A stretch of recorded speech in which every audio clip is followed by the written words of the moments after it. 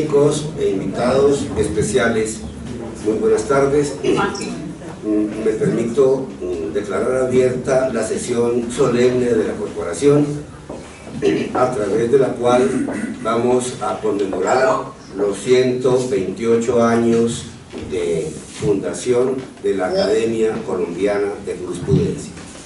Saludo a los señores académicos correspondientes, a los señores académicos de número y a los señores académicos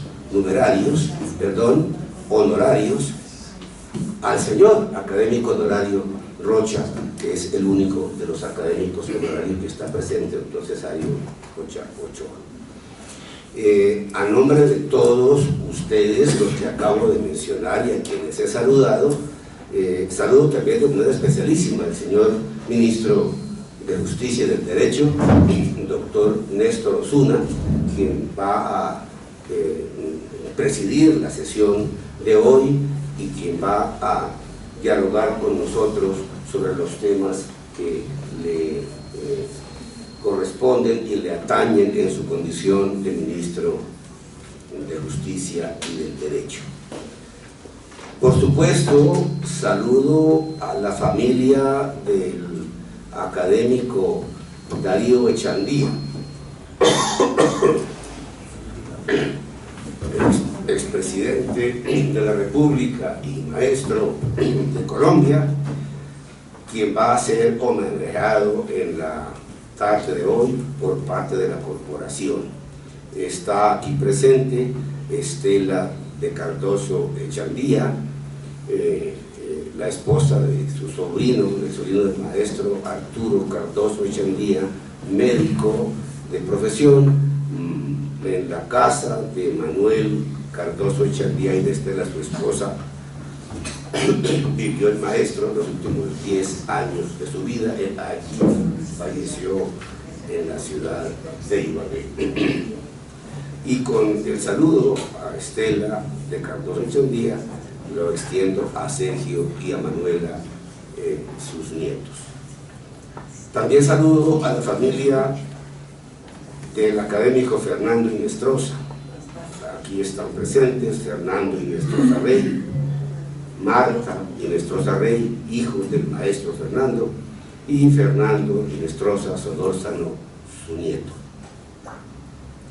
Igualmente saludo a la familia del académico Jaime Vidal Perdón, su esposa Clara Caicedo Vidal, sus hijos Diana Vidal Caicedo, Carolina Vidal Caicedo y sus nietos Julián, Miguel y Paulina, aquí presentes. Y saludo a la señora Ana Marlene Beltrán,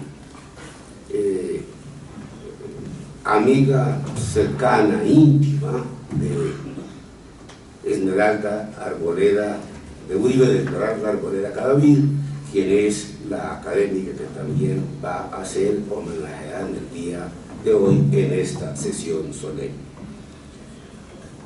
Con esos saludos pasamos a leer el orden del día, para lo cual le ruego a nuestra secretaria ad hoc, la académica Sandra Morelli Rico, a quien agradezco el favor que nos hace a la comisión de la mesa, a la ausencia del secretario general en propiedad, que dé lectura al orden del día. Gracias, señor presidente. Academia Colombiana de Jurisprudencia, 21 de septiembre del año 2022. Orden del día.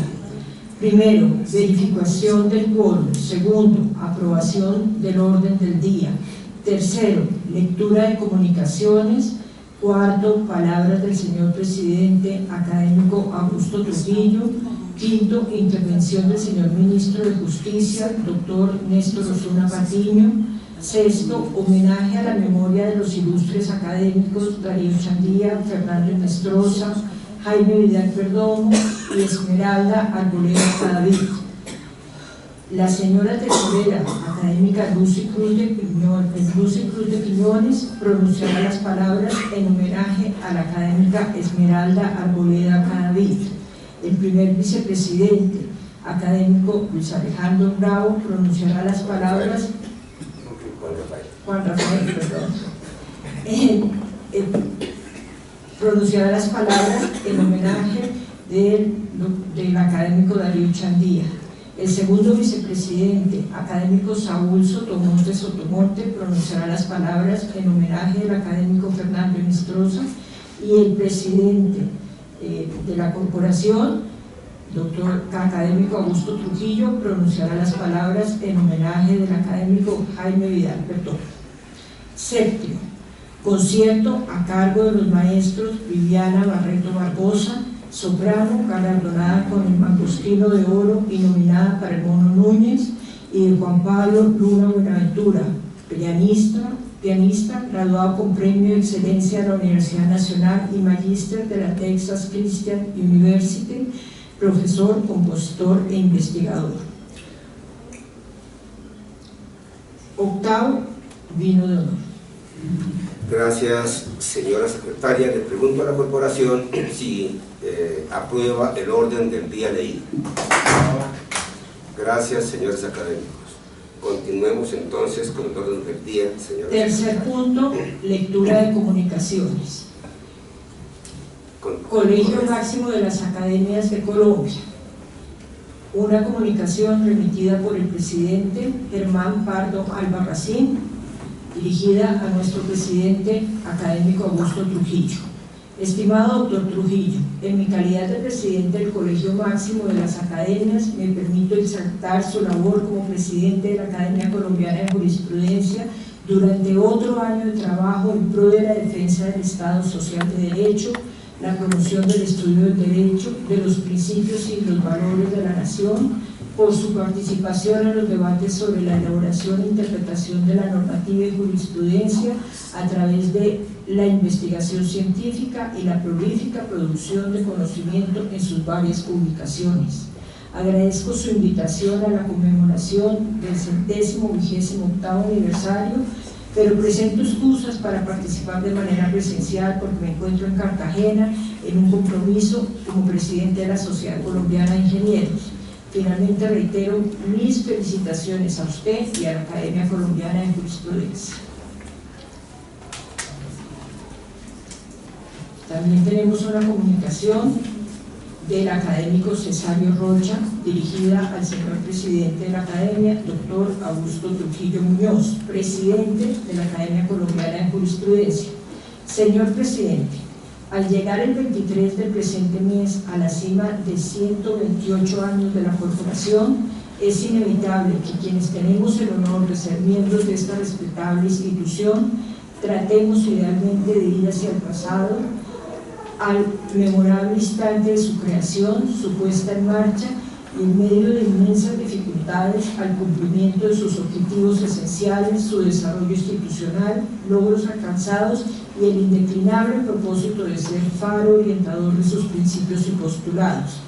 Sin lugar a duda, el registro histórico de la Academia ha corrido parejo con el desenvolvimiento del derecho en todos sus niveles y facetas, en vez marcado por la antropología jurídica, en otras por la filosofía o el análisis normativo como factores predominantes. La Academia se ha instalado dentro de las más permanentes formas de la institucionalidad nacional y de sus medios de expresión, puesto que su revista es la más antigua de su género, texto codiciado por juristas, historiadores, analistas de la vida nacional. Ella alberga en su seno a una franja estelar de los mejores profesionales del derecho del país y su presencia se confunde con la propia existencia y vigencia del Estado de Derecho, no solamente en el marco de la nación, sino en los más importantes países de América y de Europa. Hacer parte de su nómina constituye uno de los más grandes honores de mi vida y por ello entrego a usted esta breve nota arrobado de su profunda emoción. Recibe el tributo y meditación y aprecio Cesario Rocha Ochoa, miembro honorario. Y finalmente tenemos una comunicación suscrita por Diana Carolina y Jaime Alejandro Vidal Caicedo, así como por Clarita de Vidal, los cuales están aquí presentes, y además enviaron un hermoso ramo de flores para la Academia de Jurisprudencia en esta ocasión especial y para todos sus miembros. A los miembros de la Academia Colombiana de Jurisprudencia, su presidente y la comisión de la mesa, nuestros más sinceros agradecimientos por ayudarnos a mantener el legado de Jaime Vidal Perdomo, nuestro querido esposo y padre, con nuestro mayor aprecio, y suscribe la familia aquí presente. Terminada la lectura y agotado el punto 3 del orden del día, en el punto 4, las palabras del señor presidente de la Academia de Jurisprudencia, académico Augusto Trujillo. Esta es la primera vez que la Academia Colombiana de Jurisprudencia puede celebrar presencialmente su aniversario desde el advenimiento de la pandemia que el mundo no acaba aún de superar. Durante este tiempo, la corporación y sus miembros se vieron obligados a adelantar sus trabajos en la sombra, cuando toda la historia de la Academia se ha cumplido en forma abierta sobre la tierra y bajo el sol.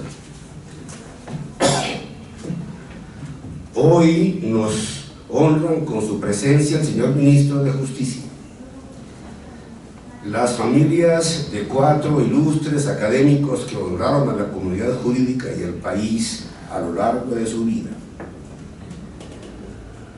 invitados especiales y miembros de esta corporación, en cuyo seno, con mi única excepción, tienen asiento los mejores juristas de Colombia. En esta grata compañía, la corporación quiere celebrar sus primeros 128 años de historia. Se iniciaron con llamados a analizar el derecho, pero también a aclimatar la convivencia nacional. El primer presidente de la Academia fue el jurista Nicolás Esguerra, cuyo retrato está justo a mis espaldas, frente al de Jorge Vélez García, en cuyo nombre se bautizó este auditorio. Nicolás Esguerra, a finales del belicoso siglo XIX, inauguró un ciclo de conferencias iniciado con la suya, una suya en la cual señaló la necesidad de adoptar una política de coexistencia entre los partidos si se quería garantizar la gobernanza. La Academia en ese momento rechazó el sectarismo que, como en la célebre frase de Alberto Lleras, hizo en esa época de la guerra, comillas, una gran diversión, una fiesta, el sublime deporte del pueblo secularmente aburrido de vivir entre la pobreza y el pecado, cierro comillas. Aquella propuesta del académico Esguerra fue recogida por decisión de la comisión de la mesa del momento en el libro del centenario, año 1994. Aquella propuesta, digo, significó el origen de la Unión Republicana, liderada por el presidente Carlos R. Restrepo, que sirvió para nacionalizar la Constitución de 1886, que había nacido como una constitución de partido. En esa forma se rescató un hecho histórico que suelo recordar porque parece haberse olvidado. Colombia nació en medio del derecho. El 20 de julio de 1810 no se hizo con ejércitos, se hizo con cabildos, y sus dirigentes no fueron soldados, fueron intelectuales y juristas: Camilo Torres, el sabio Caldas, Acevedo y Gómez, José María Carbonell. Aunque las guerras del siglo XIX lesionaron la primacía de las normas sobre las armas, el general Santander dejó la impronta civil en la Nueva Granada, mientras en casi todo el resto de la subregión el mensaje de la libertad era llevado en la punta de la espada. En Colombia, incluso los levantamientos armados del siglo XIX solían autojustificarse alegando la supuesta necesidad de recuperar la vigencia de la Constitución, supuestamente lesionada por los usurpadores. En todo caso, la Unión Republicana reconstruyó las instituciones jurídicas y recuperó la vocación civil que la generación precursora de la independencia había sembrado en 1810.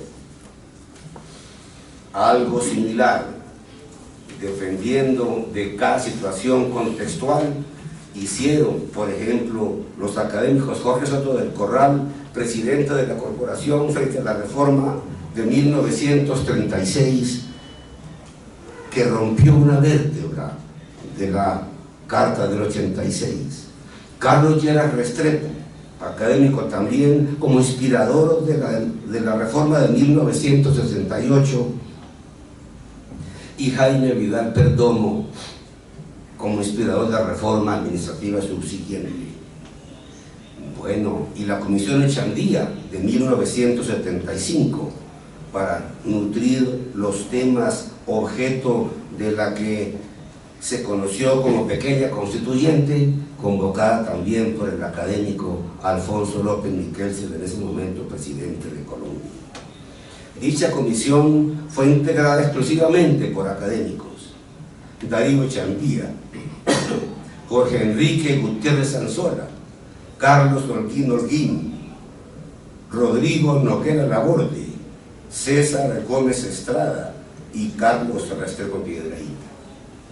Y finalmente, en 1986, el académico Belisario Betancur rompió otra vértebra de la Carta vigente con la elección popular de alcaldes. Por todo eso me atrevo a decir que para Colombia la academia que me honro en presidir representa un paradigma de trabajo centenario en defensa del Estado de Derecho, de sus principios y valores, de la Constitución política y, como en la frase del maestro Echandía, de la tentativa de armonizar las instituciones con la vida social. En estos últimos años, fiel a su historia, a su compromiso académico y a su responsabilidad con el país, pero también a su condición de institución plural, donde tienen asiento diversos puntos de vista doctrinarios y diversos tipos de intereses, la academia expresó sus opiniones siempre que la situación nacional lo hizo necesario. En medio de preocupaciones por potenciales desvíos del gobierno nacional frente a situaciones de orden público, a mediados del año 21 la corporación aprobó una declaración en la cual se lee: la democracia se maneja a partir de disensos, pero la gobernanza se gestiona a partir de consensos. Una sociedad plural necesita tramitar sus diferencias a base de una relación civilizada, porque en su seno existen intereses diversos, incluso contradictorios, pero en todo caso legítimos. Por eso el diálogo es el único vehículo capaz de convertir las diferencias en acuerdos mínimos. Esa declaración del año 21 y una que produjo la corporación en el presente año, en medio de la incertidumbre que se respiraba en el país entre las dos vueltas presidenciales, fueron suscritas por casi un centenar de sus miembros, de los cuales están aquí unos cuantos presentes que honraron la declaración con su firma. Esa es entonces una presencia permanente de la corporación frente al suceso nacional y frente a lo que considera la corporación como su obligación en situaciones de bonanza o en situaciones de peligro. Hoy, señor ministro, señores académicos, señores invitados especiales, la corporación se recluye en su propio seno y gira en torno a sí misma para celebrar este nuevo aniversario. Quiere hacerlo a través del homenaje que rinde en memoria de 4 ilustres académicos que la honraron con su inteligencia y con su vida: Darío Echandía, Fernando Inestrosa, Jaime Vidal Perdomo y Esmeralda Arboleda Cadavid, cuyas familias y herederos nos honran también con su presencia.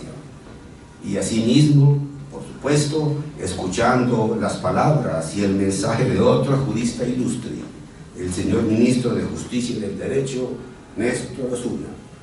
Tiene usted, señor Ministro, un bien ganado prestigio que lo convirtió en la voz oficial del nuevo gobierno en estos complejos temas que tienen que ver con nuestra actividad cotidiana. Da confianza saber que sobre sus hombros descansa la gran responsabilidad de contribuir en alta medida a gestionar la esperanza, la de esta sociedad colombiana cuya naturaleza plural exige acuerdos, como dije ya, sobre el fundamental, de manera que el derecho efectivamente pueda funcionar como garantía de convivencia y el ciudadano común sienta y crea otra vez que el futuro puede ser mejor que el presente. Muchas gracias.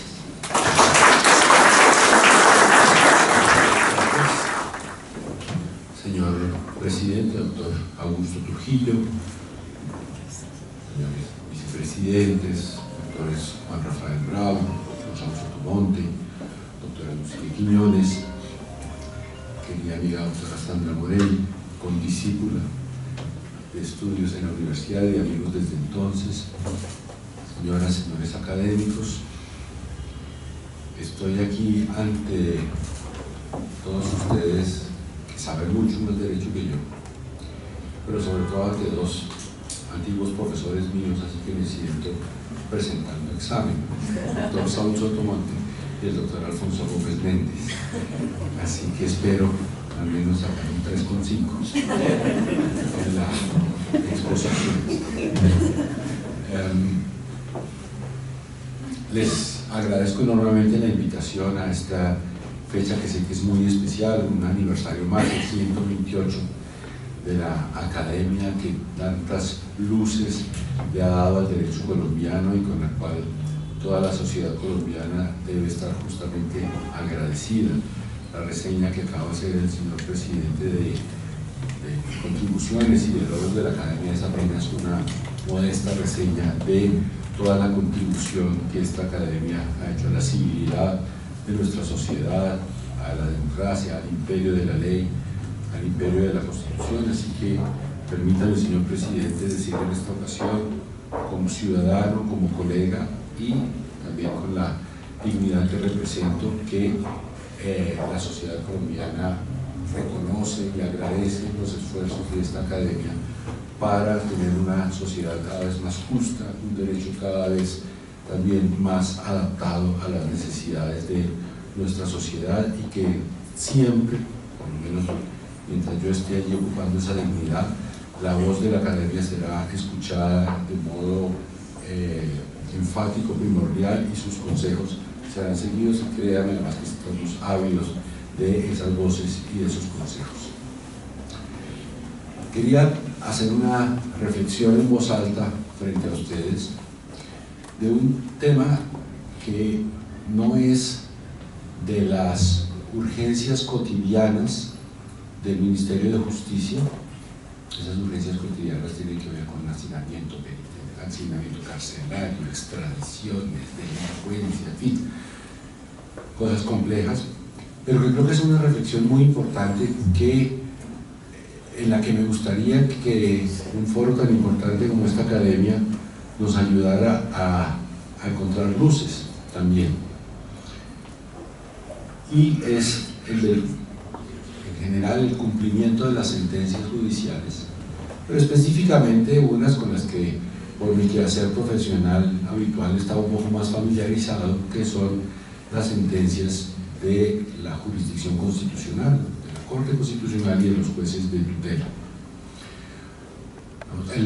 El incumplimiento del derecho en general pues es impunidad y por lo tanto es barbarie, es injusticia.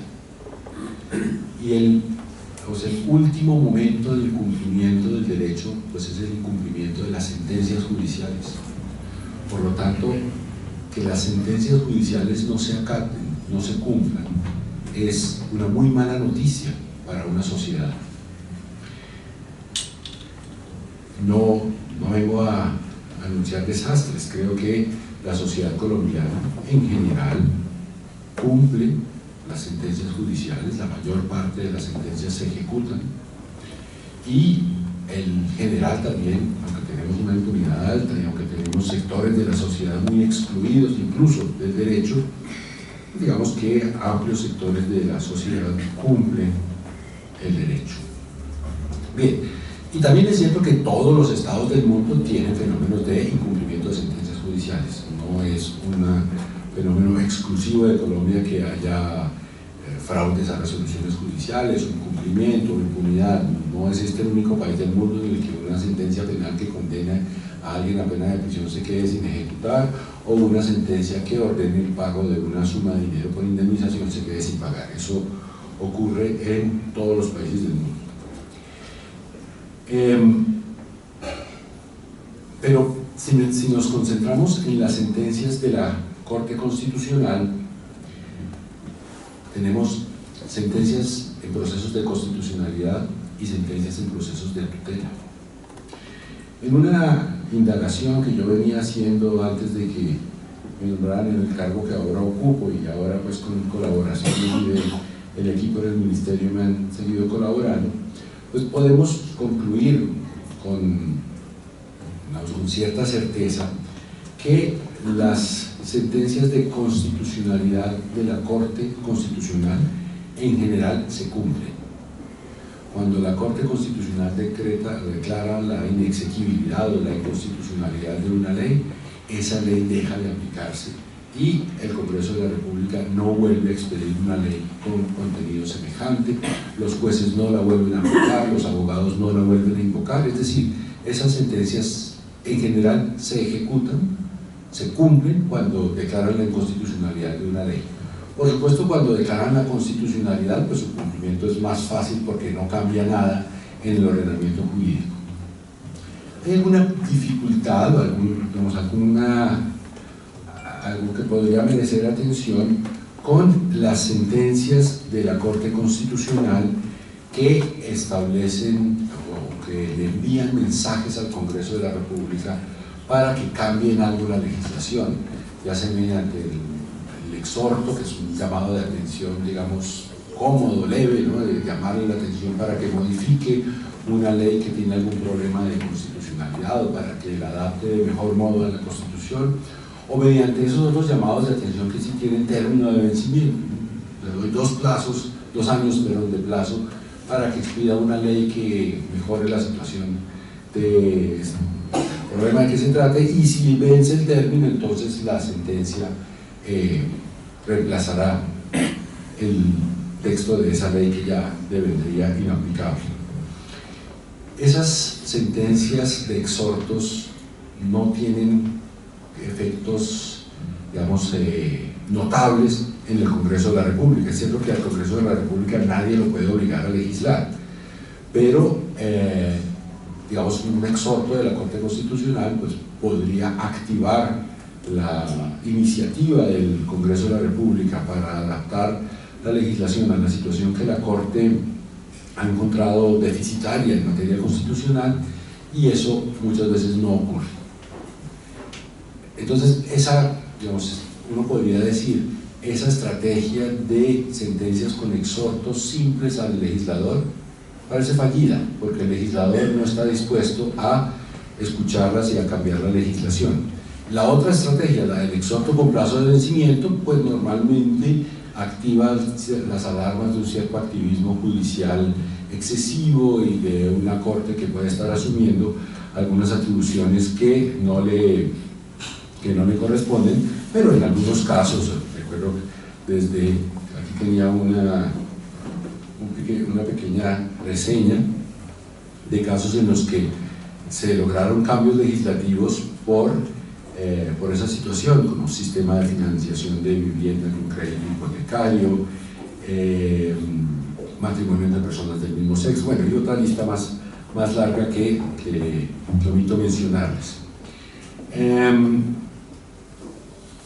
Por otro lado, pues digamos que con las sentencias de constitucionalidad podríamos decir, mire, no hay un problema grave cuando se declara la inconstitucionalidad de una norma que es digamos, lo que más debe llamar la atención de la sociedad respecto a la actividad de la Corte Constitucional, esas sentencias normalmente se cumplen, se ejecutan, incluso comienzan a ejecutarse desde antes de la notificación de la sentencia, cuando en simple rueda de prensa del presidente de la Corte o el comunicado de prensa, normalmente ya la ley deja de aplicarse.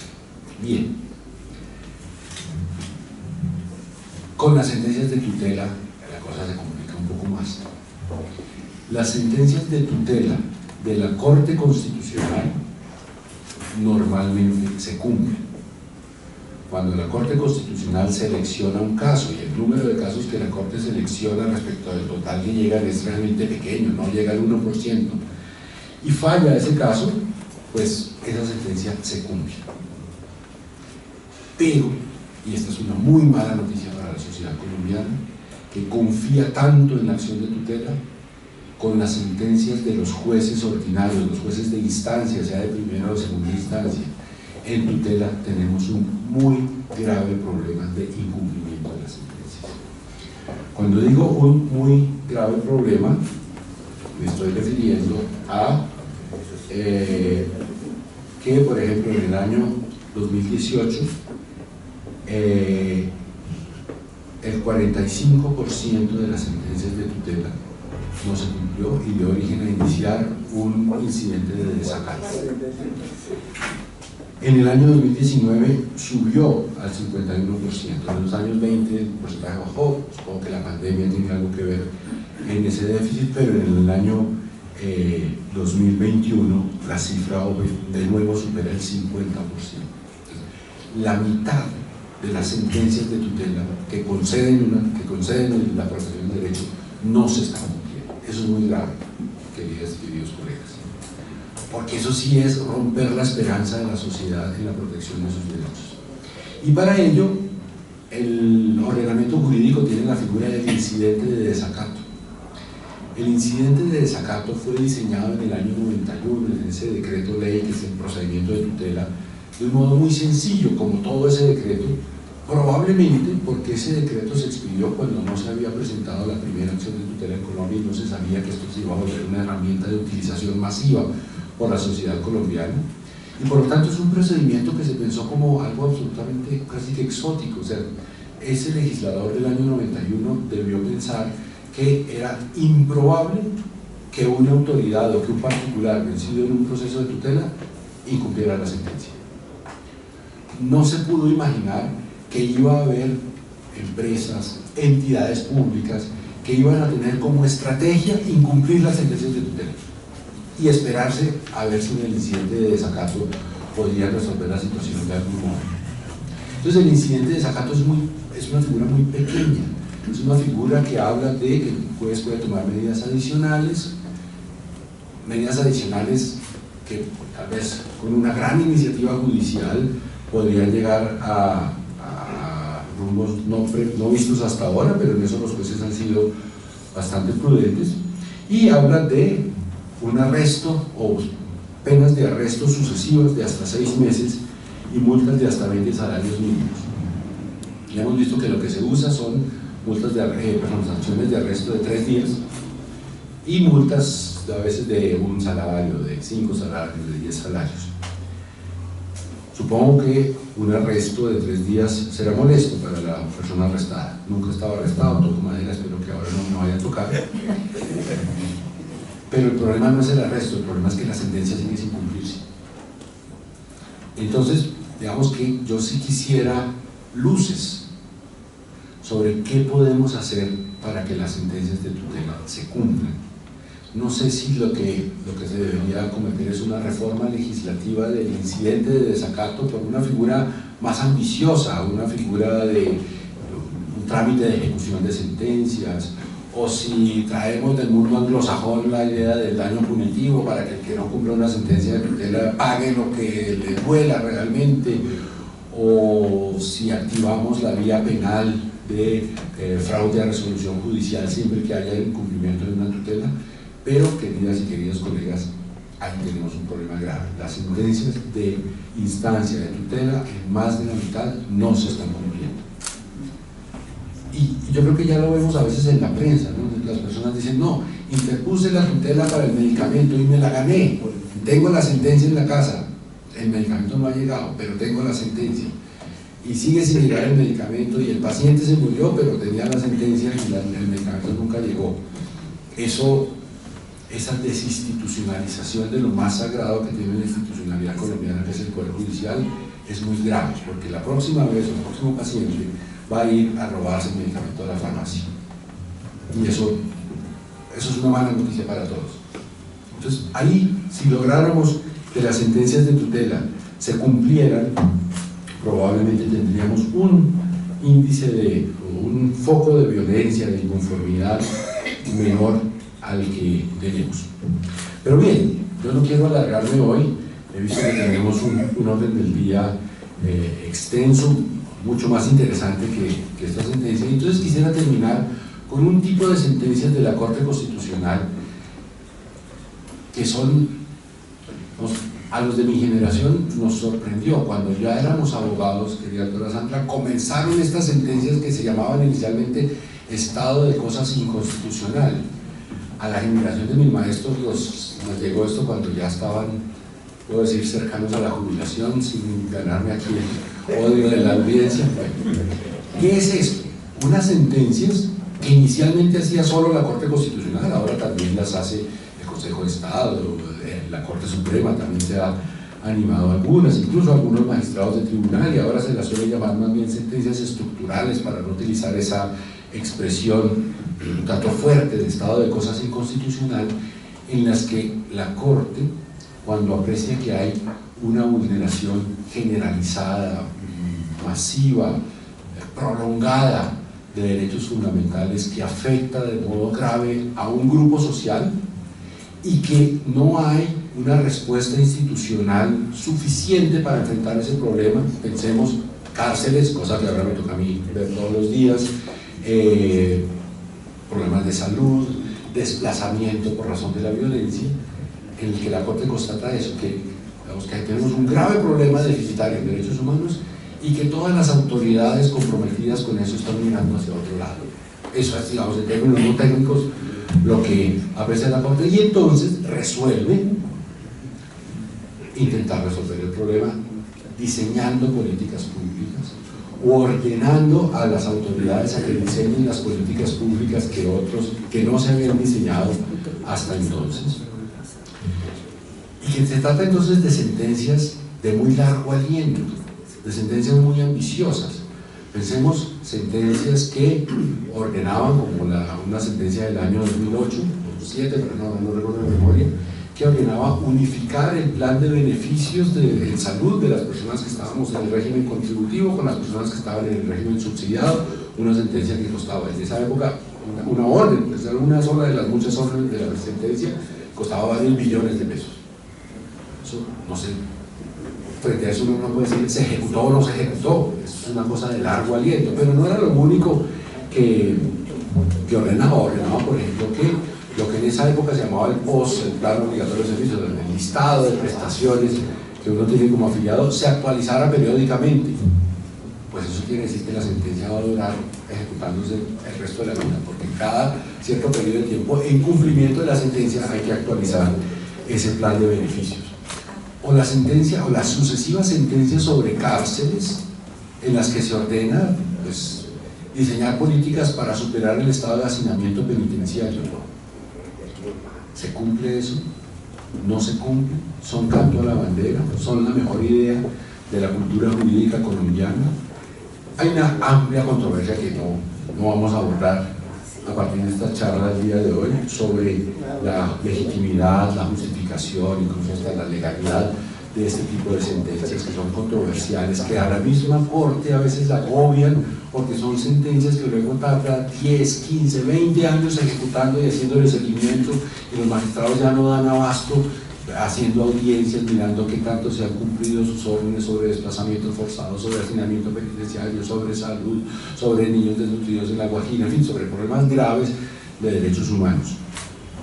Estas sentencias, y con esto termino, yo creería que es muy difícil decir si se cumplen o no se cumplen, por lo que son de tan largo aliento.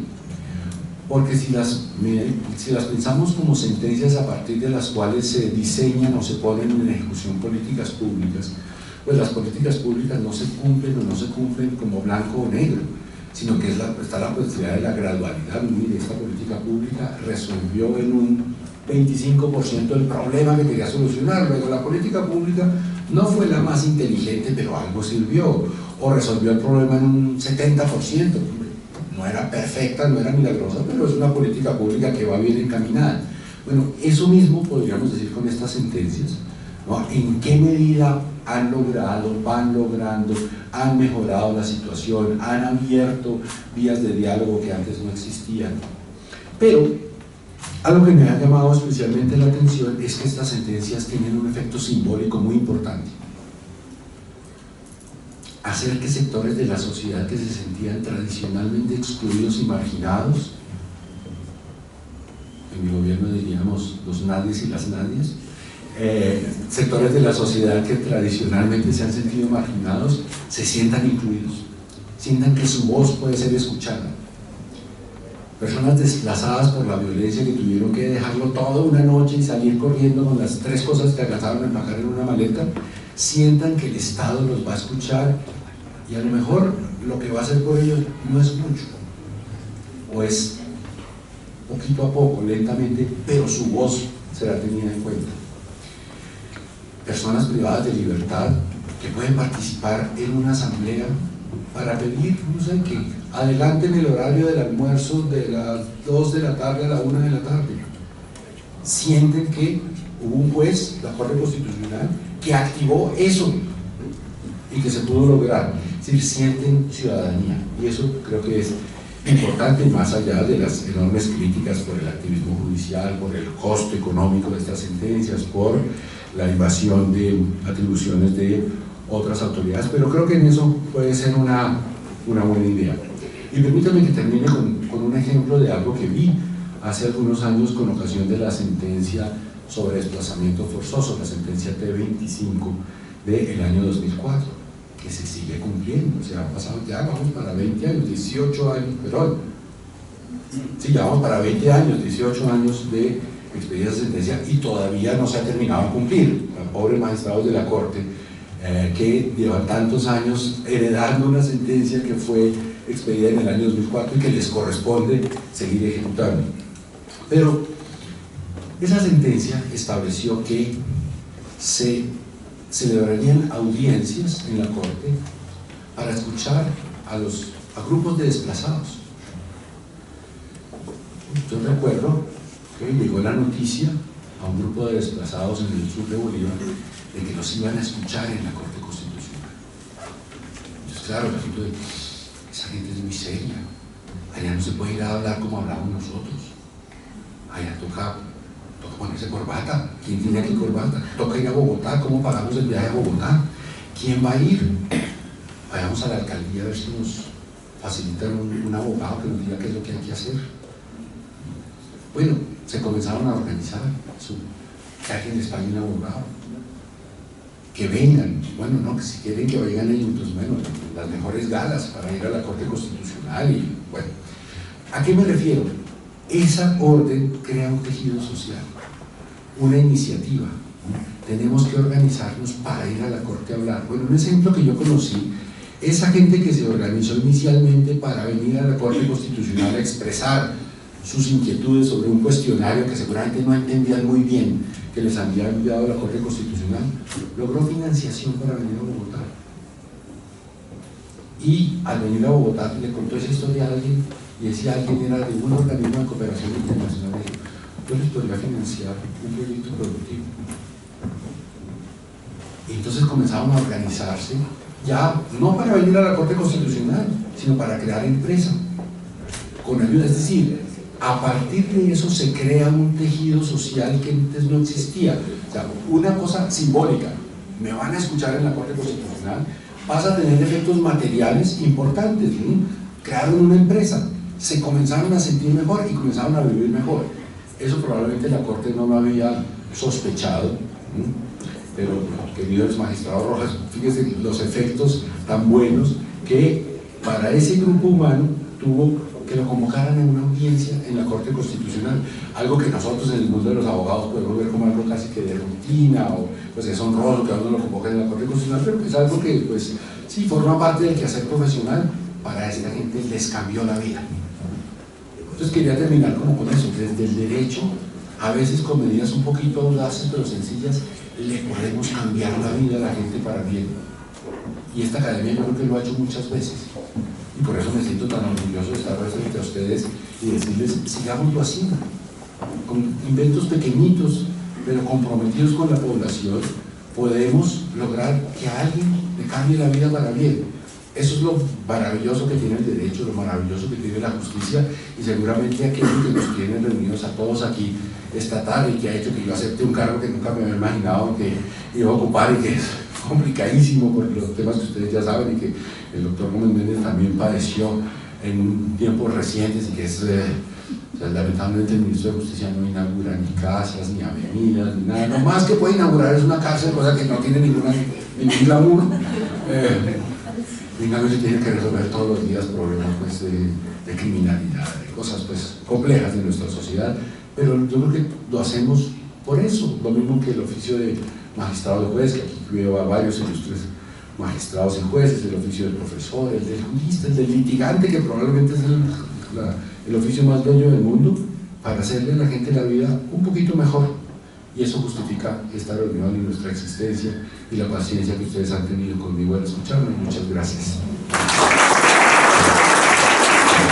Ministro de Justicia, doctor Osuna, señor presidente de la Academia, doctor Augusto Trujillo Muñoz, señor vicepresidente, doctor Sotomonte, señora tesorera, doctora Lucy Cruz, señora secretaria, doctora Sandra Morel,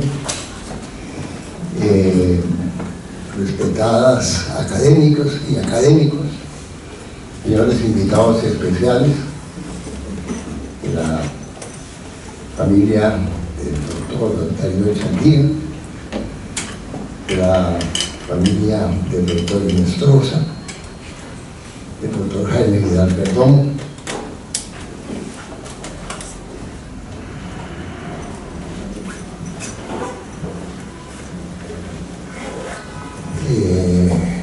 muy respetadas señoras y señores invitados,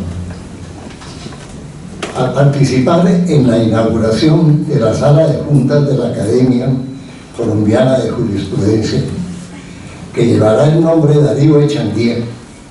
Me honra profundamente haber sido designado por el señor presidente de la Academia para llevar la palabra en este acto, con el objeto de exaltar la memoria del maestro egresado de la Facultad de Jurisprudencia de Rosario, quien fue un ilustre hombre de Estado, un gran jurisconsulto y un profundo filósofo. Como hombre de Estado, el doctor Echandía fue congresista, ministro, embajador, magistrado de la Corte Suprema de Justicia y encargado de la Presidencia de la República. Fue muy trascendental la situación ocurrida el 10 de julio de 1944, cuando el presidente de la República, doctor Alfonso López Pumarejo, fue retenido en Pasto por algunos militares, y el doctor Echandía asumió la presidencia de la República como primer designado. Entonces dirigió al país estas siguientes trascendentales frases: colombianos, esta es una hora decisiva para la patria. O perecemos en el caos, el desorden, la rebelión y la abolición de todas nuestras tradiciones, o nos salvamos, como tantas veces, por la voluntad inquebrantable del pueblo. El gobierno está seguro de que la República no perecerá, con la ayuda de Dios y el apoyo del pueblo. 3 lustros después, en el año de 1959, a los comienzos del Frente Nacional, al aceptar y tomar posesión de la gobernación del Tolima en un gesto republicano que lo engrandece aún más, pronunció estas palabras memoriales del doctor Darío Echandía: para someter su conducta a las reglas de la vida en sociedad, los hombres necesitan creer en algo, en los valores del espíritu, en la posibilidad del progreso, de la justicia, del derecho, de la libertad. Como jurista insigne, el doctor Darío Echandía realizó 3 grandes actuaciones en la vida nacional.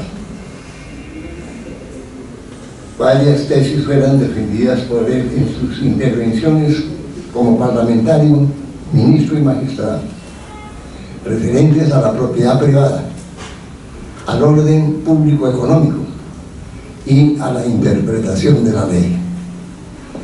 Sobre el derecho a la propiedad, es preciso recordar que una de las reformas de la Constitución discutidas en el año de 1936 fue la referente al artículo 31 sobre la propiedad privada, cuyo texto se propuso que fuera adicionado con otro inciso para establecer que la propiedad era una función social.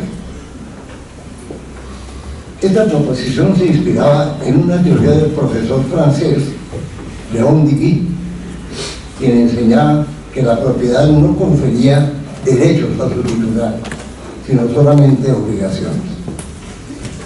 Según el tratadista doctor Álvaro Copete Lizarralde, en su libro Lecciones de Derecho Constitucional Colombiano, al referirse al tema, dice que, como lo sostuvo en el Congreso del doctor Echandía, la reforma propuesta era superflua, porque la función social de la propiedad ya estaba consagrada en la Constitución.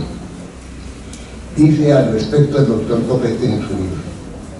Así lo expresó en el curso de los debates el doctor Darío Echandía, cuando afirmó que la fórmula empleada en la Constitución de 1886, según la cual, cuando se hallaran en conflicto el interés privado y el interés público, aquel debería ceder ante esto.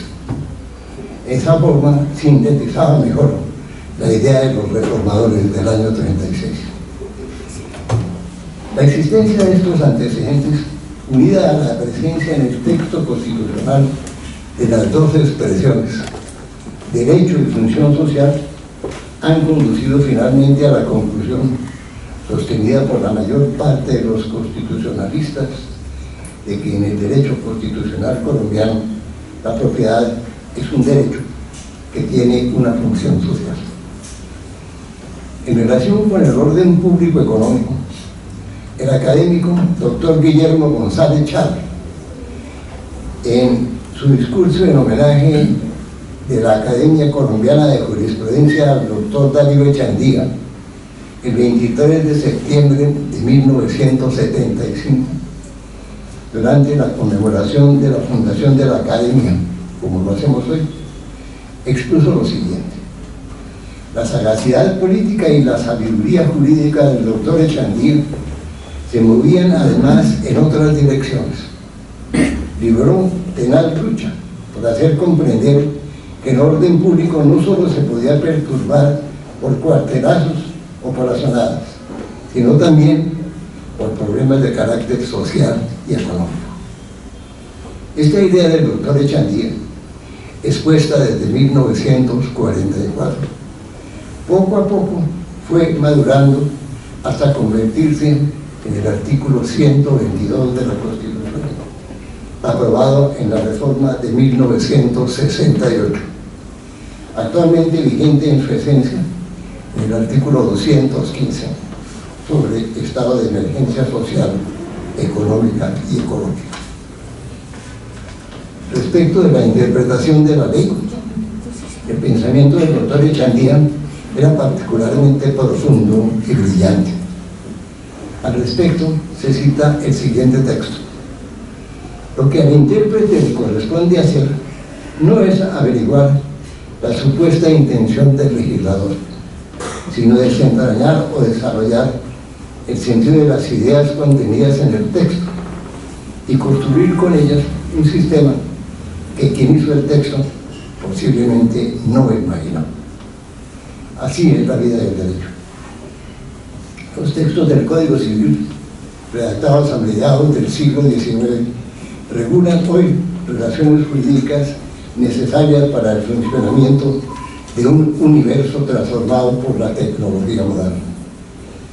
Al interpretar las normas jurídicas es preciso trascender al conocimiento del principio que las inspiró, el cual principio es intemporal y perenne.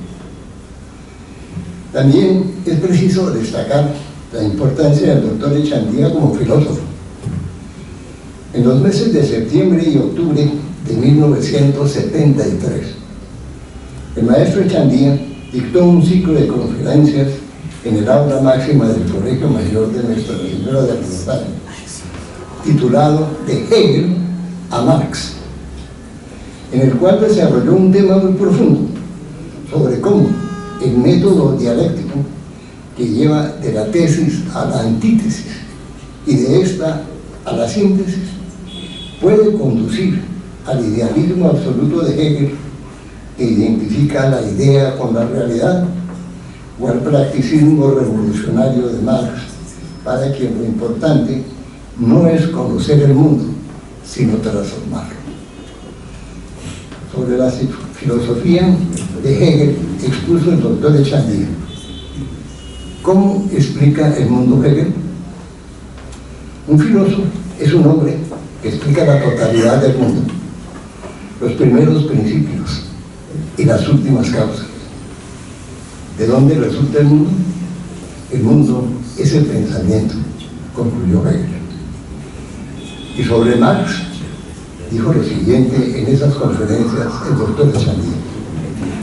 Agrega Hegel: yo percibo el mundo exterior, pero no pasivamente como un espejo, sino obrando activamente sobre el mundo exterior. Entonces pregunta Marx: ¿soy materialista? Sí, porque creo en la realidad del mundo exterior que percibo por los sentidos. Pero soy dialéctico, como Hegel, porque creo que este acto del conocimiento no es pasivo, sino activo. Modifica las cosas conocidas por la humanidad.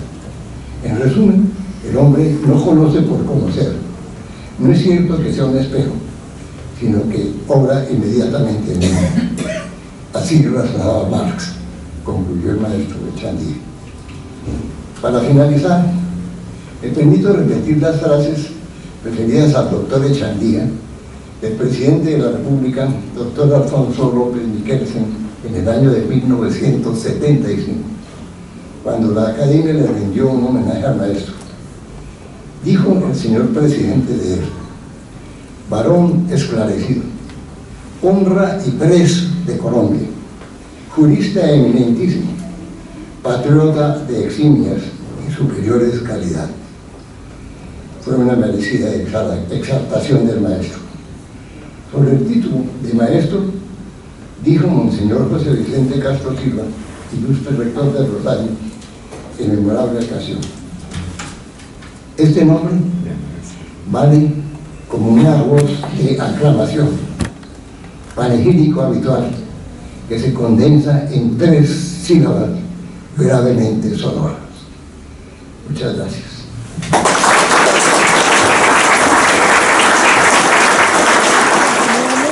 Con el desarrollo del punto 6º del orden del día, en este salón va a tener lugar las palabras que pronuncien los señores académicos a continuación, y en desarrollo del homenaje, como ya les dije, a los académicos Fernando Inestrosa. Las palabras serán a cargo del académico Saúl Sotomonte Sotomonte.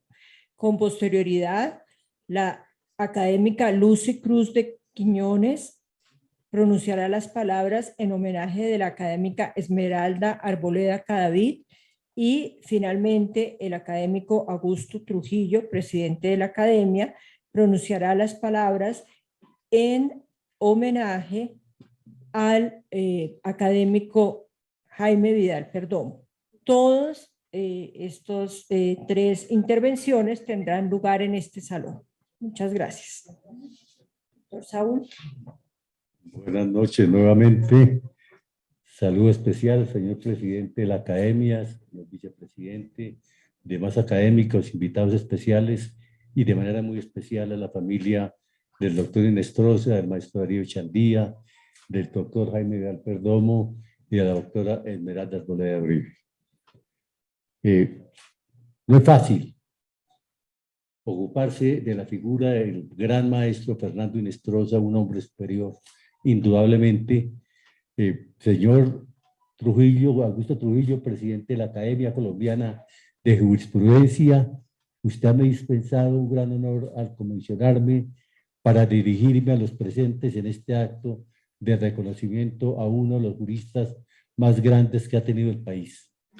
No fui alumno del doctor Inestrosa, pero trabajé como profesor bajo su dependencia durante cerca de 40 años, alrededor de 40 años, y tuve oportunidad, por esa razón, de estar cerca de él y conocer algunas de sus facetas de su vida y dar en alguna medida testimonio de las mismas. Lo conocí como jurista, lo conocí como gran conductor, como un gran ejecutivo, como un gran orientador, un hombre que reunió todas las virtudes y la gran capacidad que él tuvo, empezando por esa capacidad que tenía para conocer la condición humana. Es decir, era tal que el doctor Inestrosa sabía de antemano qué no podía ponernos a hacer a nosotros los profesores. Y más que qué podía ponernos a hacer a qué no, porque tenía una fácil interpretación de las cosas y de las situaciones, como decía, cuando uno iba, él venía. Es decir, recuerdo que cuando me iba yo para Francia, pensando en ese compromiso que yo iba a adquirir de orden laboral, a mi regreso, él me dijo: no, Saúl, es un compromiso moral el que usted va a tener con la universidad y la universidad con usted. Naturalmente, él sabía que al regreso el que necesitaba era yo de la universidad más que la universidad de mí. Entonces él tenía eso, y otra faceta era cómo interpretar sus silencios. Es decir, era muy difícil, quien no lo conocía o no ha aprendido a interpretarlo, no sabía cuando él se callaba. Y si él se callaba era porque quería reflexionar, y de pronto a los 2 o 3 meses le comentaba uno qué era lo que quería, o si nunca lo comentaba era porque era un no. Hubo otro estilo de desviar el tema. Recuerdo yo alguna vez que le planteé un pedido de un compañero mío que quería cambiar de departamento, pasarse de comercial, porque estaba en el constitucional y no le interesaba. Entonces se lo comenté, y la respuesta que me dio Saúl: se da cuenta ese amarrabollos allá, el de la lomita esa, cómo ha crecido. Cuando llegamos aquí era así de grande. Uno se fue suficiente. Después este compañero se encontró con él. Porque, no, yo le dije, mira, le dije una mentira al compañero mío, le dije: estábamos hablando de ti, y en ese momento llegó el doctor Antonio Rocha, y que ya delante de él me quedaba muy difícil, me daba pena, ¿no? Es mejor que tú vuelvas a hablar con el maestro. Pues se fue a hablar con el maestro, y el maestro cuando le vio le dijo: ¿qué le dijo Saúl? Que sí, que sí. Bueno, eran un poco unos estilos de una de las facetas que él tenía, además de esas otras facetas de conductor, es decir, sin haber sido su alumno, lo conocí en mi condición de profesor, dependiendo de su rectoría por algo más de 40 años. Puedo decir que conocí varias facetas de su vida. Además de ser el gran jurista, sobresalió como intelectual con bagaje en todas las áreas de la cultura, lo que hizo que la Universidad de París le otorgara el título de doctor honoris causa junto a un intelectual de la talla de Humberto Eco. Esos dotes le permitieron no solamente ser uno de los grandes del derecho, sino que sobresalió también como aquilatado conductor y ejecutor.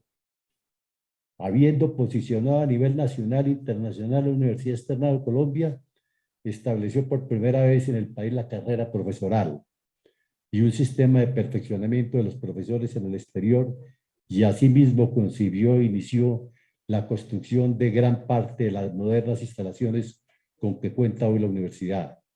Si bien Nicolás Pinzón Baloste la fundó en 1886, Diego Mendoza Pérez la restableció en 1918 y a partir de 1933 el maestro Ricardo Inestrosa la convirtió en una verdadera escuela de derecho.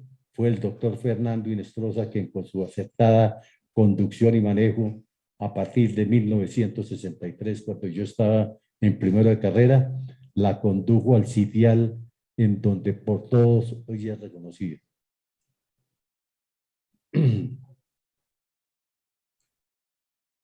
Tuvo como pocos en el país un gran dominio de la historia del derecho. Perdón.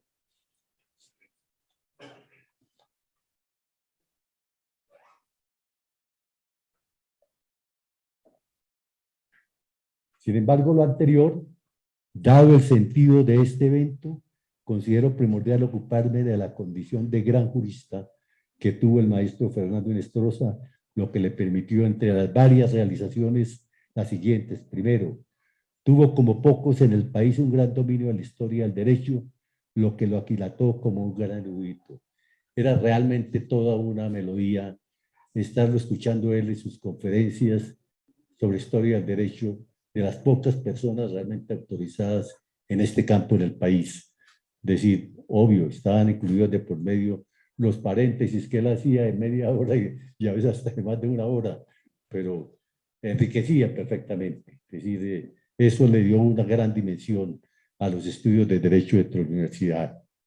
Su dominio de la teoría del negocio jurídico y de la teoría de la responsabilidad, centro de gravedad del derecho, lo habilitó para penetrar en cualquier área del mismo.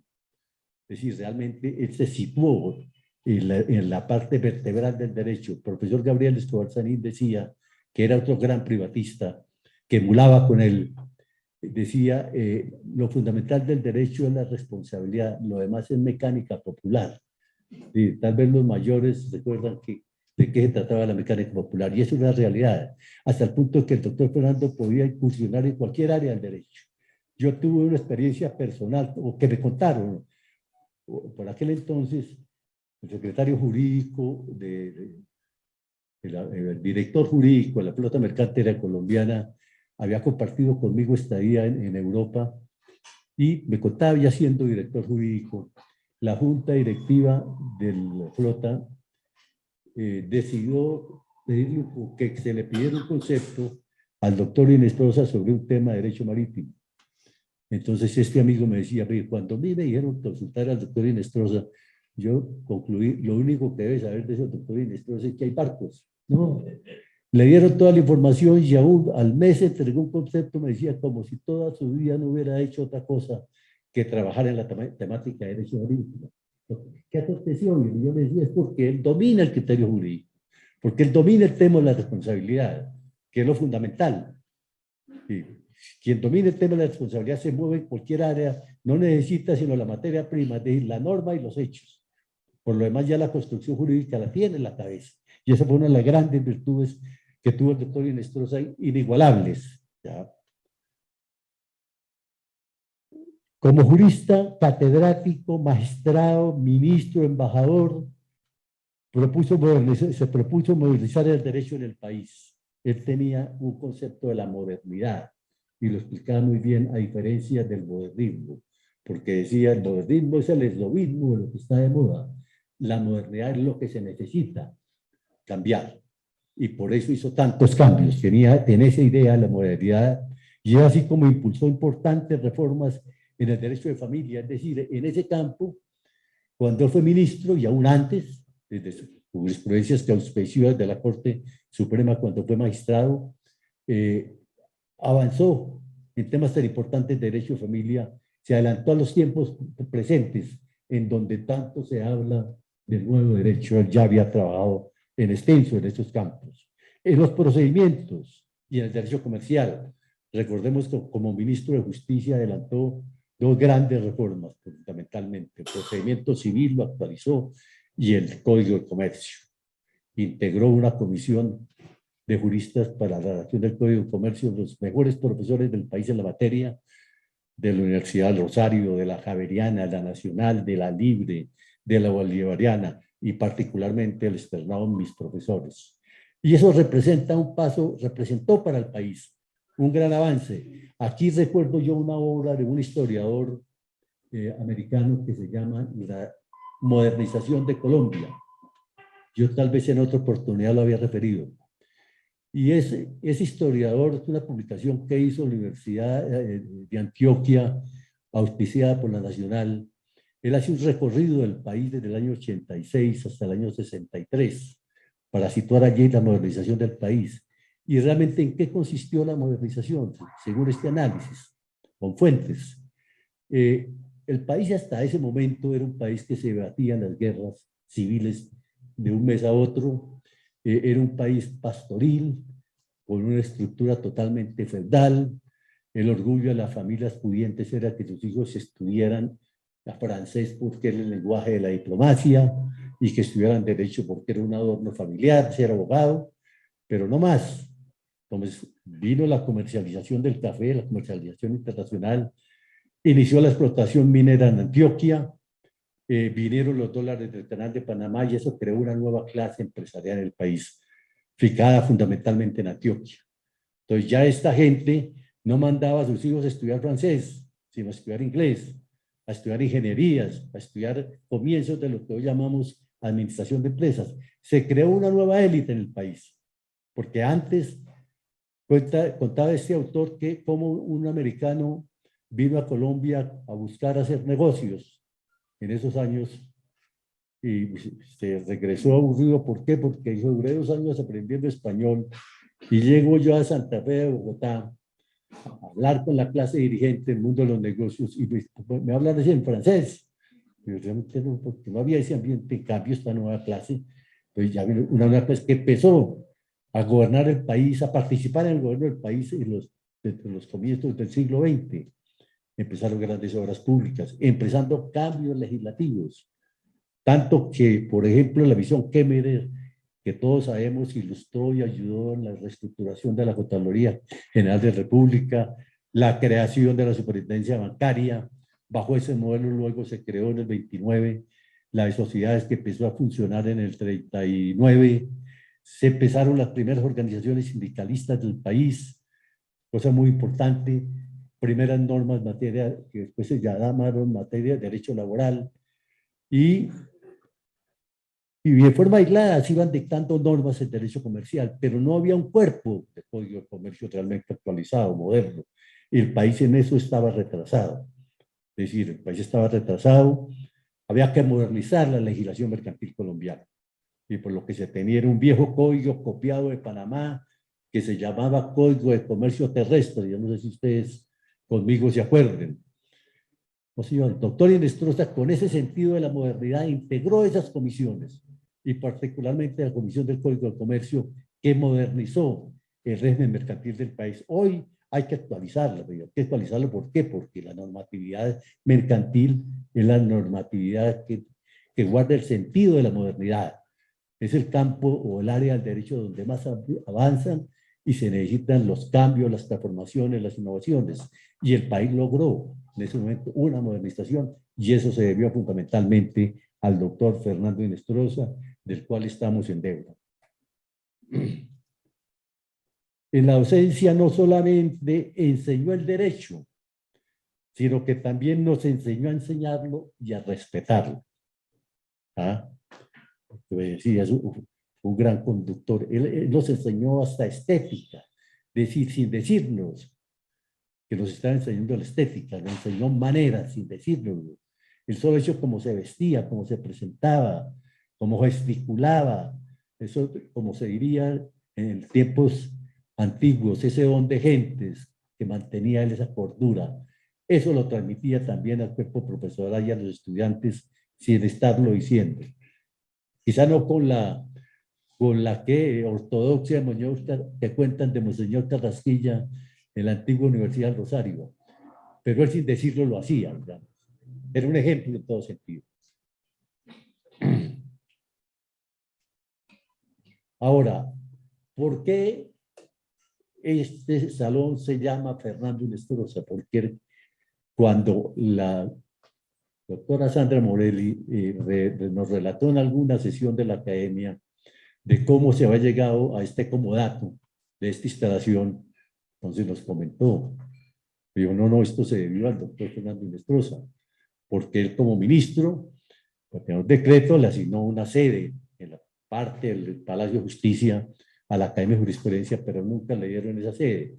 Más adelante el Consejo Superior de la Judicatura, inclusive me lo comentaba hoy mismo la doctora Sandra, participación de Julio César Ortiz, también, y hablando con el doctor Inestrosa, o mejor, hablando al doctor Inestrosa, con el Consejo Superior de la Judicatura en ese momento, decidirlo, entregarle esta sede tan importante y tan llamativa a la Academia de Jurisprudencia, y por eso le estamos rindiendo este tributo en gratitud al maestro Inestrosa, al gran jurista, por encima de cualquiera de los demás valores que se puedan tener. Me siento muy complacido de haber tenido la oportunidad de dirigirme a ustedes en torno a la figura del maestro Inestrosa, figura que fue conocida por todos, y cualquier cosa que yo dijera hoy era en cierta forma repetirlo ya sabido, pero la mejor oportunidad era tener la misión de decir las cosas o algunas cosas de la importancia de nuestro maestro. Muchas gracias. Señor presidente de la Academia Colombiana de Jurisprudencia, doctor Augusto Trujillo, señores vicepresidentes, señora secretaria, colegas, invitados especiales, amigos y amigas. Esmeralda Arboleda Cadavid fue una figura política que se destacó por sus conquistas en favor de la igualdad de las mujeres, por sus luchas políticas y su oposición férrea al régimen de Rojas Pinilla, cuando sus acciones se volvieron dictatoriales, no antes. Todo ello en medio de persecuciones y atropellos personales. Por eso Calibán algún día, en una de los artículos que leí recientemente, decía que Esmeralda, antes que una política, fue una mártir de la causa feminista. Esmeralda nació el 7 de enero de 1921 en Palmira. Murió en 1997. Hija de Fernando Arboleda y Rosita Cadavid de Arboleda. Payanejo el padre, Paisa la madre. Se graduó de bachiller en Bogotá en 1938 en el Colegio María Inmaculada de las Señoritas Casas y se graduó como abogada de la Universidad de Cauca en diciembre de 1945, siendo la primera mujer en obtener el grado de abogada de esa universidad. Fueron 6 las abogadas que ingresaron a las facultades de Derecho en el periodo de 1936 a 1941, solo 6 en ese quinquenio. Gabriela Peláez, de la Universidad Nacional, Esmeralda Arboleda, de la Universidad del Cauca, Rosita Rojas y Fabiola Aguirre, en el externado, y Soledad y Carmen Gómez, ellas hermanas, en la Universidad Javeriana. Ella era una mujer de carácter recio, fue esencialmente una liberal, una académica, una activista feminista como ninguna y estudiosa de los fenómenos sociales. Cursó su especialización en criminología y rehabilitación de los niños delincuentes en las universidades de Indiana e Illinois. Constituyente en 1954 a nombre de la Organización Femenina Nacional, pero se posesionó como delegada presidencial de Rojas Pinilla, cosa que le pesaría años más tarde. Fue la primera senadora electa en 1958, la primera mujer que llegó al Senado, la primera ministra de Comunicaciones. Ejerció también cargos diplomáticos, fue embajadora, representante de Colombia en UNICEF, en Naciones Unidas. Pero yo voy a hacer un recuento muy breve porque su vida y su biografía es tan rica que no voy a alcanzar en los 5 minutos que me asignó el presidente para hablar todo lo que hubiera tenido que comentar sobre ella. No la conocí personalmente, yo entré a la academia en el 2004 y ella había fallecido en 1997. Voy a hablar primero de la Esmeralda sufragista. El movimiento sufragista americano logró el voto femenino en la 19ª enmienda norteamericana en 1920, mientras que solo hasta el Acto Legislativo 1 de 1945 se logró la ciudadanía de las colombianas. Se les facultó en ese acto legislativo para desempeñar cargos públicos, pero se les negó el derecho a elegir y a ser elegidas. En 1945 también se aprobaron la resolución contra la discriminación de la mujer en la conferencia de Chapultepec y la Convención de los Derechos Civiles de la Mujer del mismo año. El movimiento por el voto femenino se organizó en nuestro país bajo el liderazgo y participación también de otras ilustres damas, no todas ellas abogadas, como María Currea de Haya, Lucila Rubio de la Verde. Sus planteamientos, los de estas pioneras, atrajeron a las recién graduadas abogadas, especialmente a Esmeralda Arboleda, a Aide Anzola Linares y a Soledad Peña, entre otras. El movimiento contaba con una plataforma más amplia que los derechos de la mujer.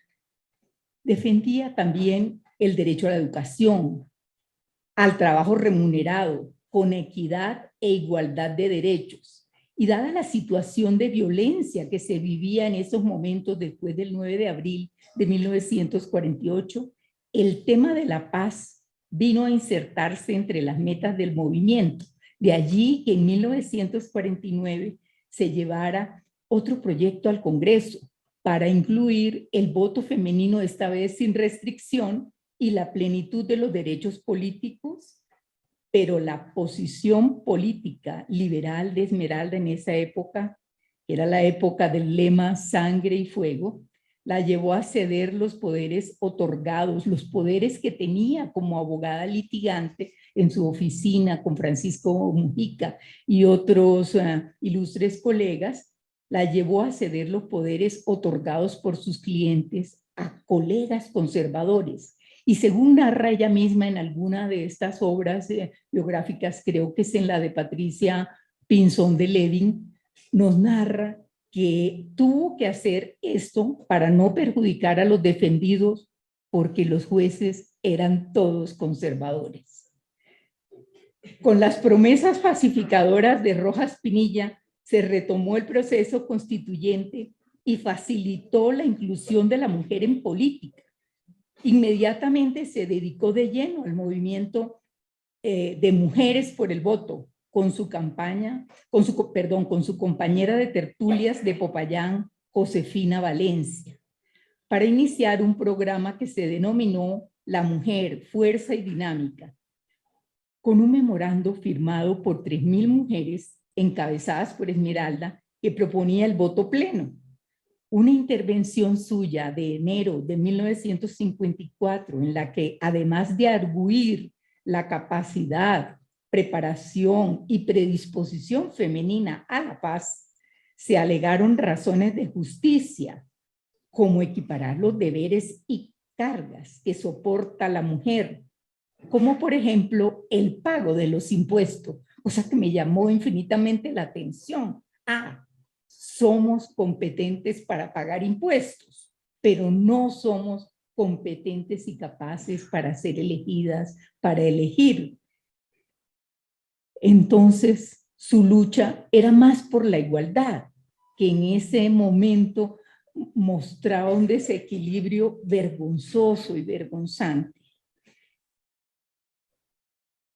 Los comisionados recibieron bien el proyecto e incluso lo convirtieron en su bandera por el voto integral, con intervenciones muy interesantes de Abelardo Forero Benavides, Hernando Navia, Luis López de Mesa.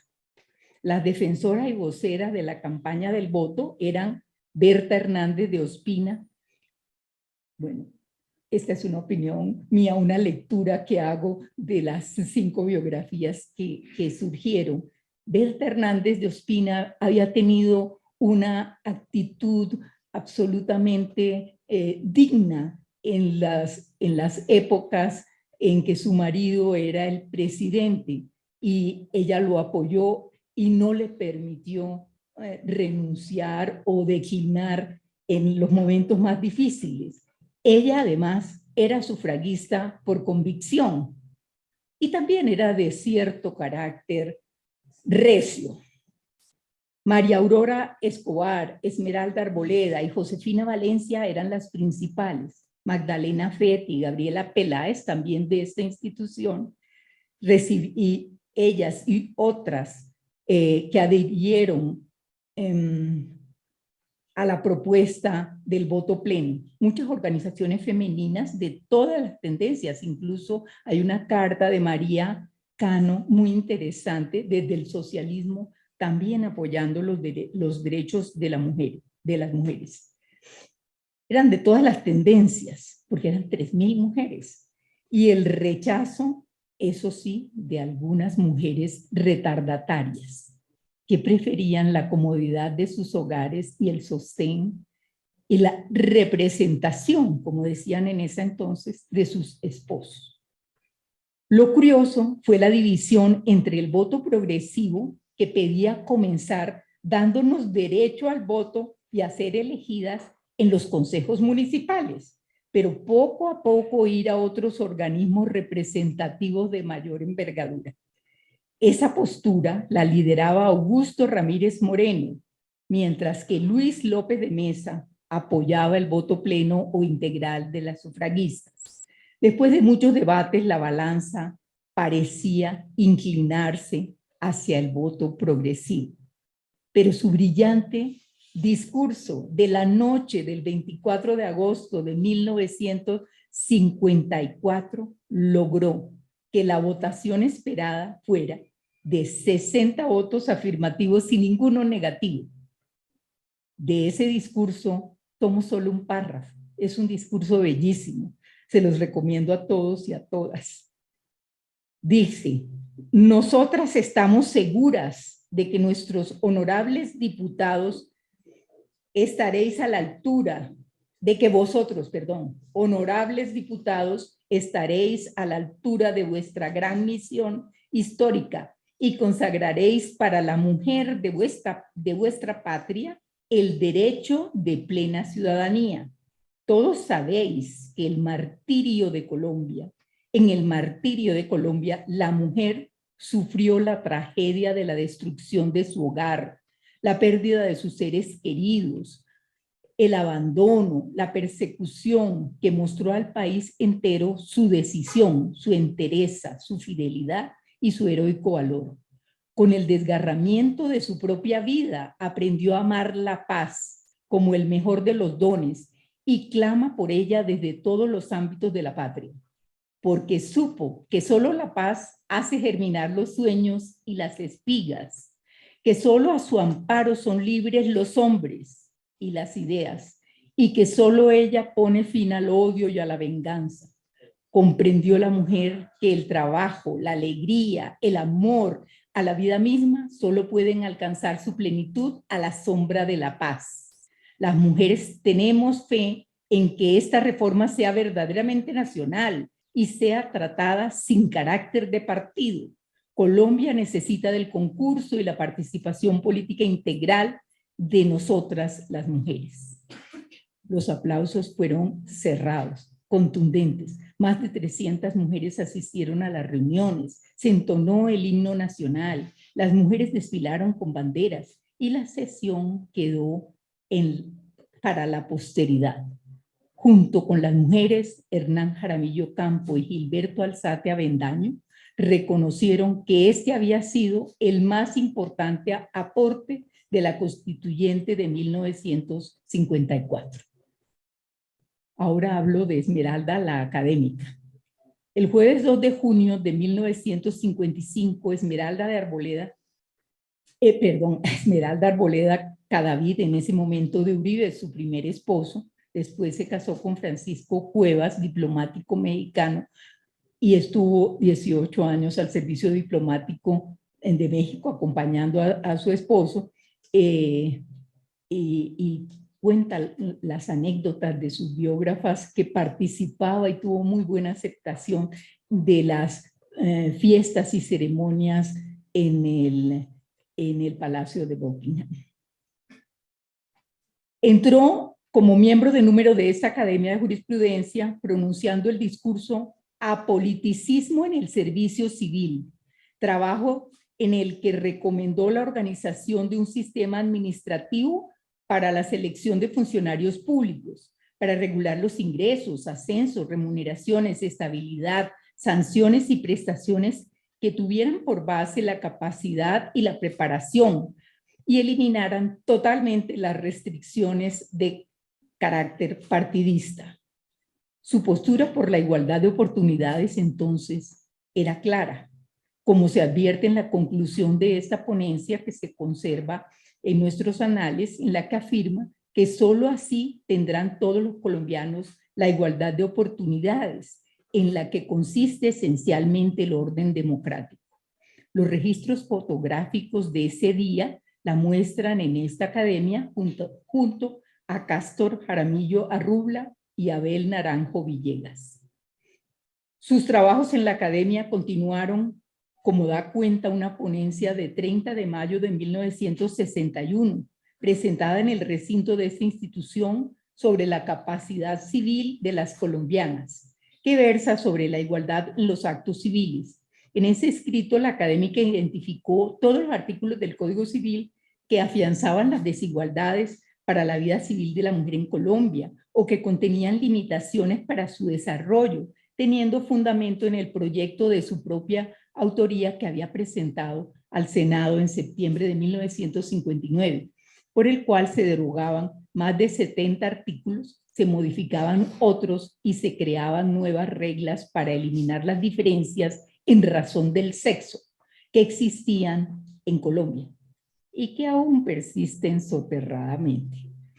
La propuesta perseguía eliminar la incapacidad legal de la mujer mayor de edad, casada o soltera, para contraer obligaciones principales o accesorias, ejercer cualquier profesión, arte u oficio, ser albacea, tutora o curadora. Ella consideraba que desde la Ley 28 de 1932, que databa de 30 años atrás, ya existía el germen de la capacidad de la mujer casada, pero por el cambio avasallador de los tiempos era necesario modificar los antiguos códigos con mayor fuerza desde la reforma constitucional de 1957, que había sido aprobada por plebiscito, y desde la promulgación de la Ley Octava de 1959, por la cual se han aprobado las dos convenciones, tanto la de Naciones Unidas como la Interamericana de Derechos de la Mujer, la Convención de Derechos Políticos de la Mujer, que hacía un compromiso para todas las partes que lo suscribieron en otorgar los mismos derechos a la mujer que al hombre.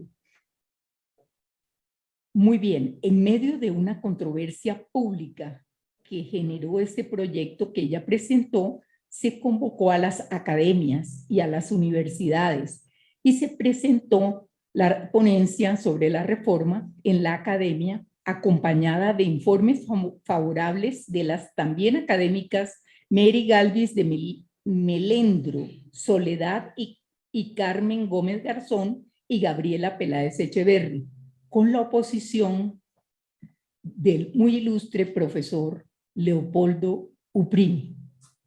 Las vueltas que da la vida. Uprimi, el papá, claro, consideró el proyecto contrario al concepto católico de matrimonio y al espíritu del concordato. Ese debate consta en la revista de la Academia números 183 y 184 de 1961. Se los recomiendo, muy interesante.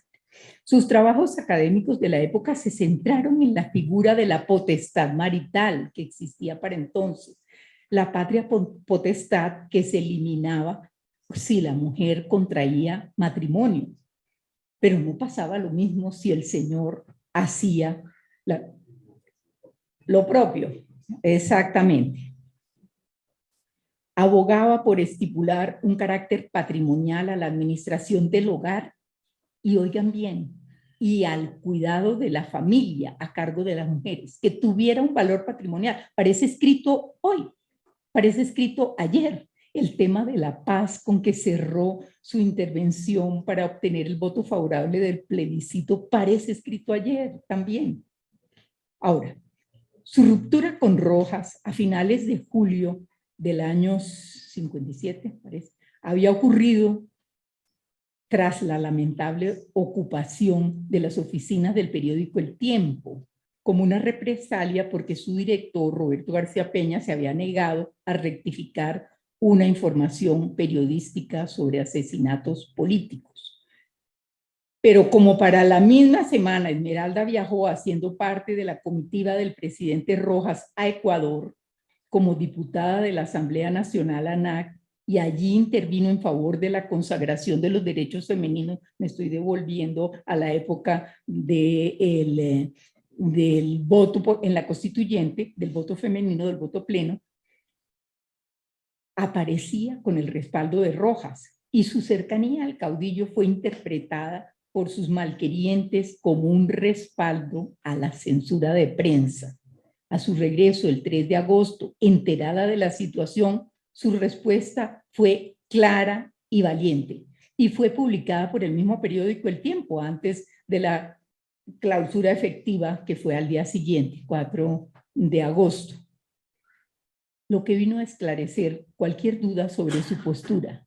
Dijo en 3 renglones: si bien es cierto que mi designación a la ANAC, en virtud de la cual represento a las mujeres, fue un honor que me confirió el general Rojas Pinilla, no implica ello que exista identidad ideológica entre el presidente y yo. Punto. Días después participó en la protesta femenina por el cierre del Tiempo y colaboró con las finanzas del Partido Liberal al que pertenecía con una donación de parte de su sueldo como constituyente, circunstancia que levantó un debate propiciado por el régimen que la acusó de estar financiando a los liberales que eran tildados, comillas, de guerrilleros, y fue invitada a renunciar de su posición de constituyente. Como no lo hizo, le notificaron por oficio la destitución fulminante en noviembre del mismo año. Una gran solidaridad y apoyo suscitó la destitución. Incluso Álvaro Copete Lizarralde y otros juristas notables conceptuaron que no era legítima la destitución de una delegataria a la constituyente por el Ejecutivo, y mucho menos por manifestar independencia de opinión. Ya para finalizar, quiero traer algún párrafo de Lleras Camargo, que fue también su mentor y con quien trabajó durante mucho tiempo en 1957 y años posteriores. Cuando sufrió un atentado en Cali en enero de 1957, que a la postre la llevó al exilio, no sé si en ese momento era presidente, pero en todo caso Lleras le manifiesta su admiración por la forma en que ella había venido sosteniendo, comillas, los principios que la patria y la universidad encomienda a la virtud, a la inteligencia y al carácter de sus mejores hijos. Le dice: su valor y decisión para la lucha intelectual y política, que se han convertido para usted en un ejercicio peligroso cuando nadie debería tener más garantías para liberarla que una de las primeras mujeres que obtuvieron para las demás el derecho a la ciudadanía, es un ejemplo para los varones y un estímulo para todo colombiano. Ese era el talante de la inmensa mujer que hoy me correspondió homenajear y que nos hace comprometernos no solamente con las luchas feministas por la igualdad, con todas las luchas que valen la pena por los derechos, lejos de las formas, y del innecesario maltrato del idioma. Muchas gracias. Ahora que bajábamos del piso alto hacia para dirigirnos al Salón Fernando Inestrosa, coincidencialmente nos encontramos al bajar las escaleras un grupo de 4 personas: Cesario Rocha, Alfonso Gómez, Carlos Orjuela y Jairo Rivera. Cuando me di cuenta que estaban allí, pasé, les dije: hombre, esta coincidencia es feliz, porque de alguna manera querría decir que yo podría ahora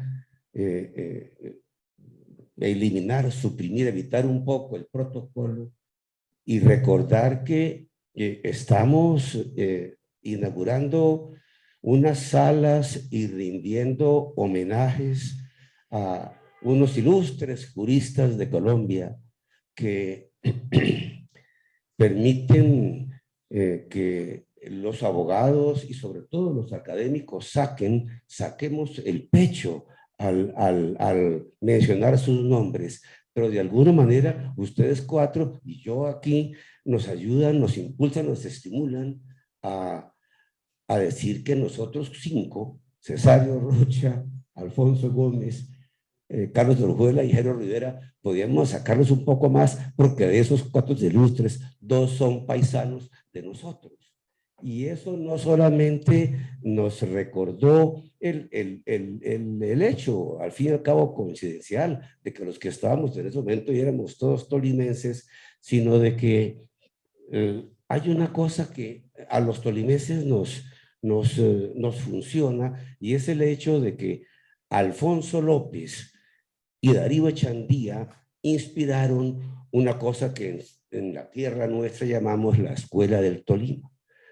Cesario, Alfonso, Carlos y Jairo saben qué fue la Escuela del Tolima, y también saco un poco de pecho porque de pronto suelo recordar que hay un libro que escribí yo sobre el tema, un libro de historia política. Jaime Vidal Perdomo es tal vez el discípulo más conspicuo de la Escuela del Tolima.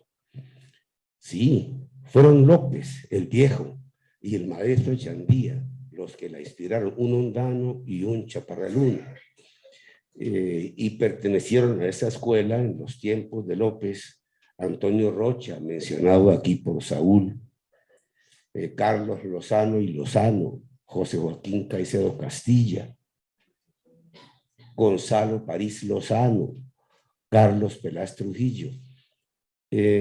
Cada que mencionaba a un chaparraluno, Alfonso Gómez decía, asentía con la cabeza como si todos fuéramos de Chaparral, y me hizo acordar alguna vez que en este mismo sitio estábamos con otro tolimense, nacido en Bogotá por coincidencia, Antonio Castilla Samper, que seguramente es recordado por ustedes.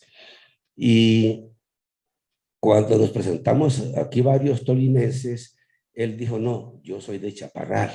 Le dije: claro, por eso digo que somos tolimenses. Me dijo: no, Augusto, ¿alguna vez has visto a un bogotano que sea de Cundinamarca? Eso le pasa un poco a los chaparralunos.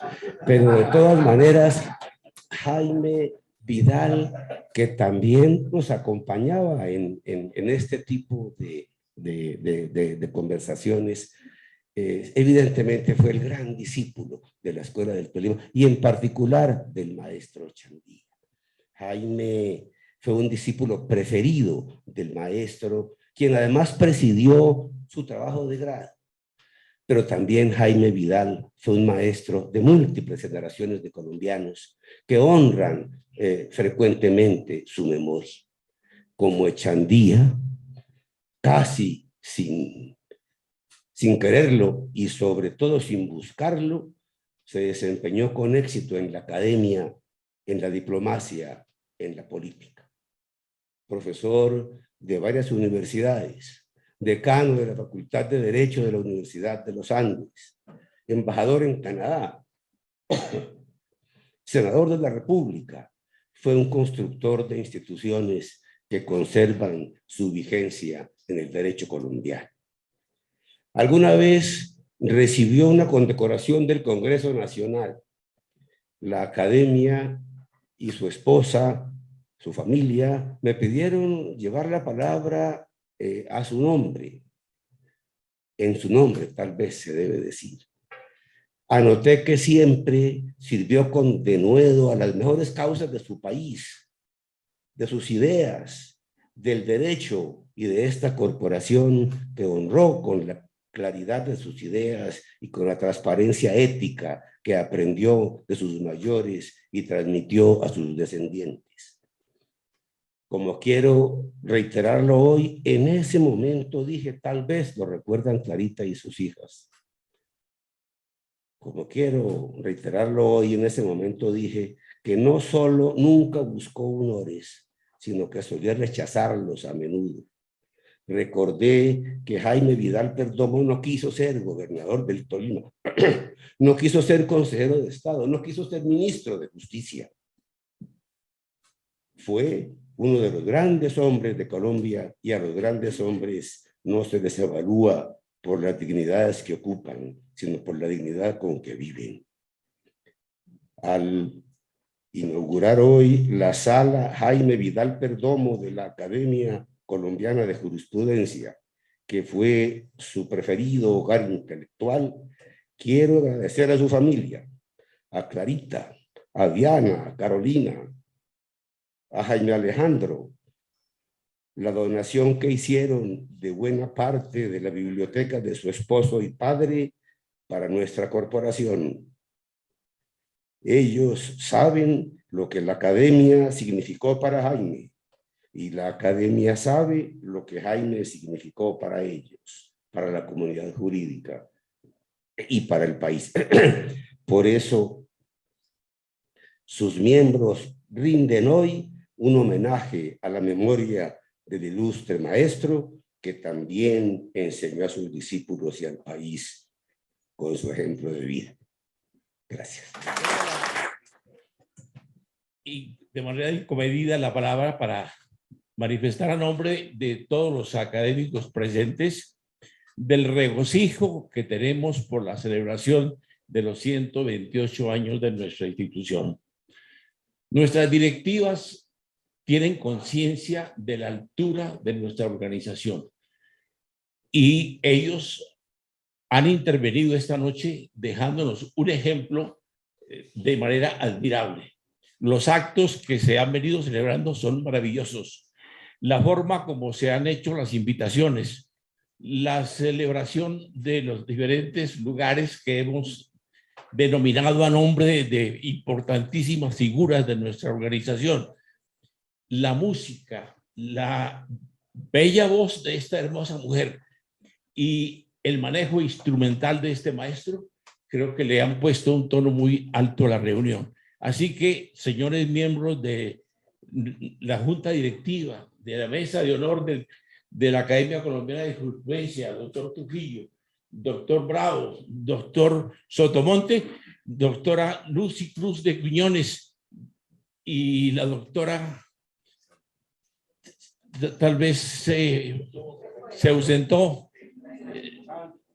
la Sandra Morelli. Queremos agradecerle a nombre de todos los académicos la forma como nos han dejado de pletóricos de emoción por la celebración tan alta y tan realmente enorme y tan emotiva como ha sido la celebración del 128 años de la Academia Colombiana de Jurisprudencia. Muchas gracias.